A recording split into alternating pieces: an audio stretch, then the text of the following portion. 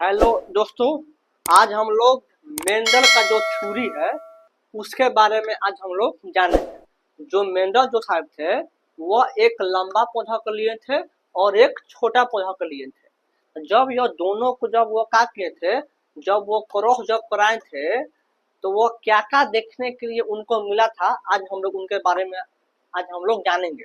यह जब लिए थे तो 1:1 में लिए थे।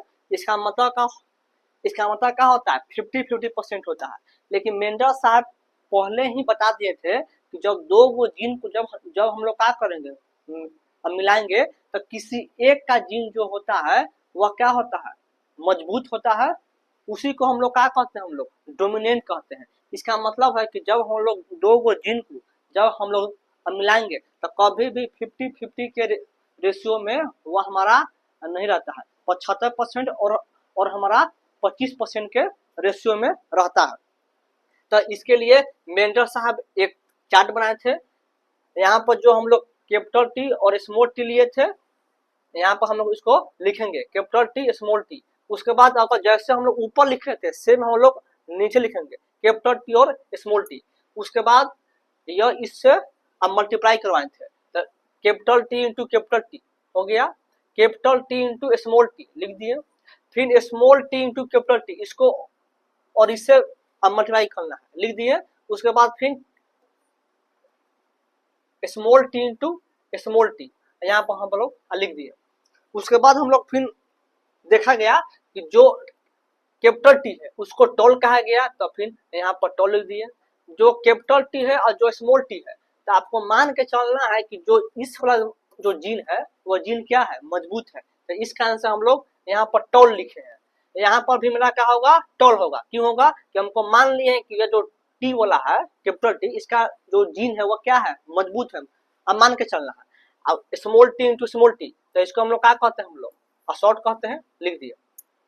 उसके बाद फिर देखा गया कि जो कैपिटल टी है और जो स्मॉल टी है, तो वो दोनों हमारा क्या होता है, मेरा प्योर होता है। जो मेरा कैपिटल टी और जो मेरा स्मॉल टी अगर दोनों है तो वो हमारा क्या है, प्योर है। और जिस चार्ट में कैपिटल टी भी है और स्मॉल टी भी है, तो वह हमारा क्या हो गया, मेरा इम्प्योर हो गया। तो फिर यहाँ पर प्योर होगा, ये इम्प्योर होगा, ये भी मेरा इम्प्योर होगा, और ये मेरा क्या होगा, मेरा प्योर होगा। उसके बाद यह फिर रेशियो फिर लिखना है, फेनोटाइप का और हमारा जीनोटाइप का। इसका मतलब क्या होता है कि जो ऊपर से आसानी से दिख जाए उसी को हम लोग क्या कहते हैं, हम लोग फेनोटाइप कहते हैं। तो फिर देखिए यहाँ पर टॉल और शॉर्ट को लेना है, तो फिर यहाँ पर टॉल का जो रेशियो है वो हमारा क्या गो है, तो हमारा 3 गो है।